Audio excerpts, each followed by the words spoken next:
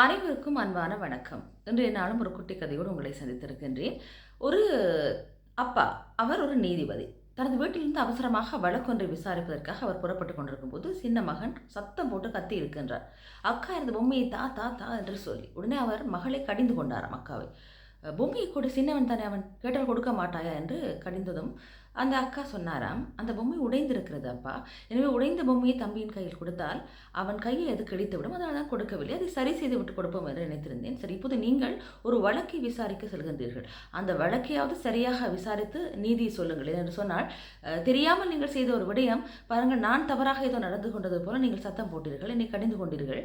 ஆனால் இதே போல ஒரு வழக்கை விசாரிக்கும் போது நீங்கள் நடந்து கொண்டால் நிரபராதி தண்டிக்கப்படலாம் என்று அந்த சின்னஞ்சிறு சிறுமி சொன்னானாம். உடனே அந்த நீதிபதிக்கு, நாங்கள் இப்படியெல்லாம் நடந்து கொள்வது எவ்வளோ தவறான ஒரு விடயம் என்று புரிந்தது. என்று சொன்னால் அந்த சிறிய ஒரு பிள்ளை அவருக்கு சொன்ன அந்த ஒரு சின்ன விடயம் உண்மையை அவருக்கு உணர்த்தி நின்றது. ஏனென்று சொன்னால், சில நேரங்களில் யார் தவறு செய்கின்றார், யார் சரியாக நடந்து கொள்கிறார் என்று தெரியாமலே நாங்கள் அவர்களை பற்றி கணித்து விடுகின்றோம்.